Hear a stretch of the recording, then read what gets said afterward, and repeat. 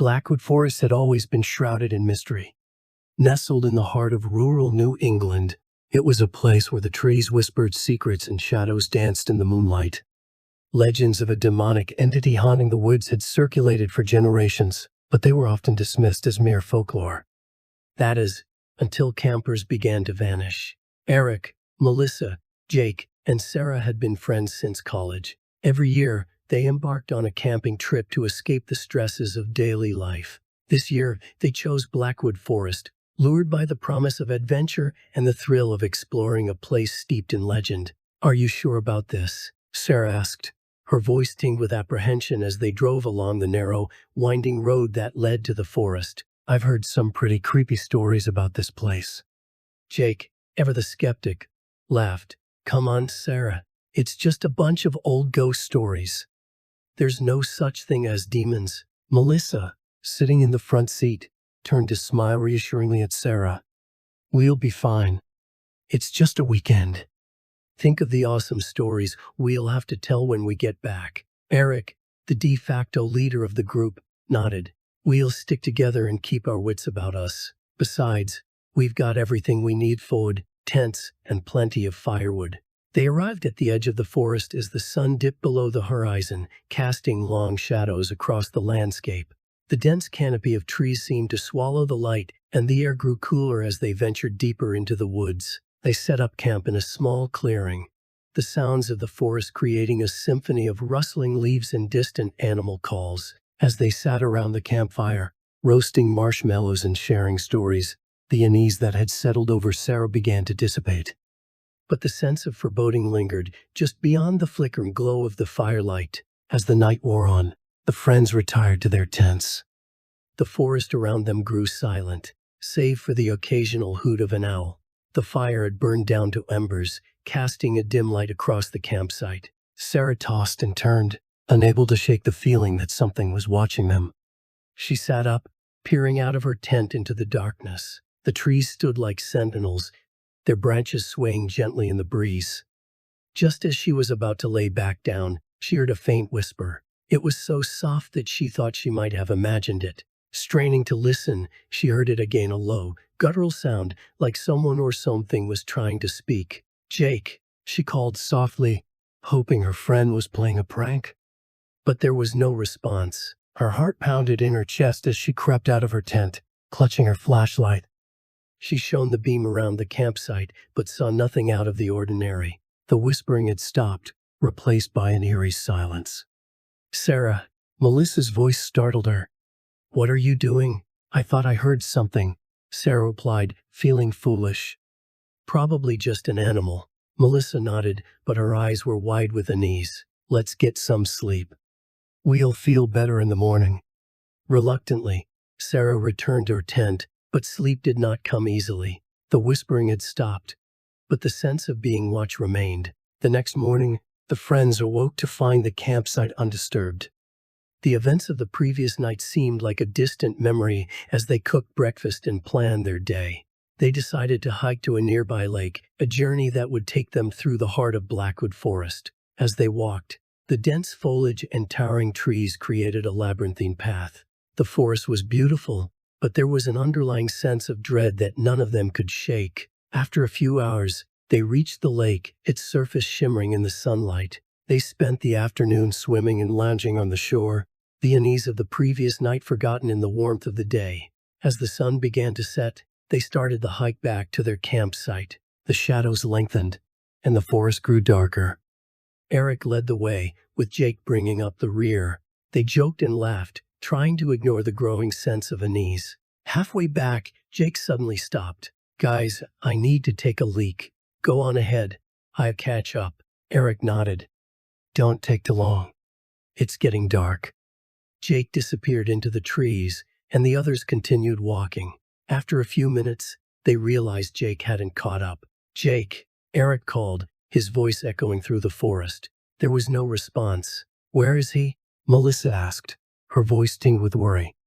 "Probably playing a prank," Eric said, but he didn't sound convinced. They waited, calling Jake's name, but there was only silence. The forest around them seemed to grow darker, the shadows deepening. "We need to find him," Sarah said, panic rising in her voice. They spread out, searching the area where Jake had disappeared. The trees closed in around them, and the forest seemed to shift and change, disorienting them. "Jake!" Melissa shouted, her voice breaking. A rustling sound came from behind them, and they turned to see a figure emerge from the shadows. It was Jake, but something was wrong. His eyes were wide with terror, and his skin was deathly pale. "Run," he whispered, his voice barely audible. "It's coming." The friends stood frozen, Jake's terrified whisper hanging in the air. Suddenly, the forest erupted with a cacophony of noise, branches snapping, leaves rustling, and a low, guttural growl that sent chills down their spines. "Run!" Eric shouted, grabbing Melissa's hand and pulling her with him. Sarah followed, her heart pounding in her chest. Jake stumbled behind them, his movements sluggish as if he were in a daze. They tore through the forest, branches scratching at their skin and undergrowth tangling their feet. The growling grew louder, closer, and the sense of an unseen presence pressing in on them intensified. Sarah glanced back and saw a shadowy figure moving through the trees. It was huge, its form indistinct but terrifying. She pushed herself to run faster, her lungs burning. Up ahead, Eric shouted, pointing to a clearing. They burst into the open, their feet pounding on the soft earth. The growling stopped abruptly, replaced by an eerie silence. They collapsed on the ground, gasping for breath. "What was that?" Melissa cried, tears streaming down her face. "I don't know," Eric said, his voice shaking. "But we need to get back to the campsite and get out of here." Jake was on his knees, staring blankly ahead. "It's too late," he whispered. "We're already dead." They managed to get Jake to his feet and hurried back to the campsite. The fire had burned down to embers, casting a dim light over their belongings. They quickly packed up their gear, their movements frantic. "We need to leave now," Eric said, his voice urgent. "But it's dark," Sarah protested. "We could get lost." "We can't stay here," Melissa said, her voice trembling. "Not with that thing out there." They shouldered their packs and started down the trail that led back to their car. The forest around them seemed to close in, the darkness oppressive. Every sound, every rustle of leaves, set their nerves on edge. As they walked, Jake began to speak, his voice low and monotone. "The legend of Blackwood Forest. It's real." "What are you talking about?" Eric asked, glancing back at him. "The demon," Jake said. "It's been here for centuries. It preys on anyone who enters its territory. It feeds on fear." "How do you know this?" Sarah asked, her voice shaking. "I saw it," Jake replied, his eyes wide with terror. "When I was lost, I saw its lair. The bones, the symbols. It's been here a long time." Eric's mind raced. "We need to keep moving. Maybe we can make it to the car before it finds us again." They pressed on, the forest around them growing darker and more menacing. The path seemed to twist and turn, leading them deeper into the woods. Panic set in as they realized they were lost. "We should have reached the car by now," Melissa said, her voice edged with hysteria. "We're going in circles," Sarah said, her eyes wide with fear. Eric tried to stay calm. "Let's just keep moving. We have to find a way out." The growling started again, faint at first but growing louder. They broke into a run, their fear propelling them forward. The forest seemed to come alive, branches reaching out like skeletal hands, trying to pull them back. They stumbled into another clearing, and there, in the center, was an old decrepit cabin. It looked like it hadn't been used in years, but it was shelter. Inside, Eric shouted, leading the way. They piled into the cabin, slamming the door shut behind them. The interior was dark and musty, with broken furniture and cobwebs hanging from the ceiling. They huddled together, listening to the sounds of the forest outside. "It's out there," Jake whispered. "It won't stop until it is us." The growling grew louder, and the cabin seemed to tremble. Shadows moved outside the windows, and the air grew thick with the smell of decay. "We have to fight it," Eric said, his voice steady. "We can't just wait here to die." "But how?" Melissa asked, her voice small and frightened. "Jake, you said you saw its lair," Sarah said. "Is there anything we can use to stop it?" Jake shook his head. "I don't know. There were symbols, strange markings. Maybe they mean something." Eric's mind raced. We need to find those symbols. Maybe they can help us. They gathered their courage and prepared to leave the cabin. As they stepped outside, the growling grew louder, more menacing. The demon was close. "Stay together," Eric said, leading the way. They moved through the forest, following Jake's directions to the demon's lair. The trees seemed to press in on them, and the air grew colder. Finally, they reached a small clearing, and there in the center was a circle of stones covered in strange symbols. "This is it," Jake said, his voice shaking. Eric examined the symbols, trying to make sense of them. "These look like wards. Maybe we can use them to trap the demon." The growling grew louder, and the demon emerged from the shadows. It was a massive, hulking figure, its eyes glowing with malevolent intelligence. It moved towards them, its form shifting and changing, an embodiment of their deepest fears.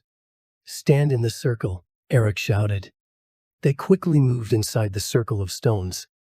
The demon roared, its form writhing as it tried to break through the barrier. "Recite the symbols," Jake shouted, his voice filled with desperation. Eric began to chant the symbols, his voice steady and strong. The demon howled in rage, its form flickering and weakening. The air around them crackled with energy as the symbols glowed with an eerie light. "Keep going," Melissa urged, her voice trembling.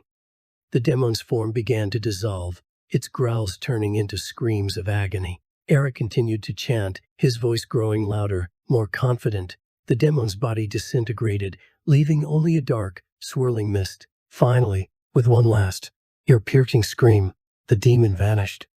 The forest fell silent, the oppressive atmosphere lifting. The friends collapsed in the clearing, their bodies trembling with exhaustion and relief. The demon was gone, and the forest seemed to breathe a sigh of relief. "We did it," Eric said, his voice filled with awe. "Is it really over?" Sarah asked, her voice shaky. "I think so," Jake said. Looking around, the symbols worked. They made their way back to their campsite, their steps unsteady but filled with hope. As they reached the clearing, the first light of dawn began to filter through the trees. They quickly packed up their gear and headed back to their car. As they drove away from Blackwood Forest, the weight of their ordeal began to lift. They had faced their deepest fears and survived. The legend of the demon was real, but they had defeated it. Months later, as they gathered for their annual camping trip, they chose a new location far away from any haunted woods. But the memory of Blackwood Forest stayed with them, a reminder of their strength and resilience. And as they sat around the campfire sharing stories and laughter, they knew they would never forget the demon of Blackwood Forest and the night they faced their darkest fears.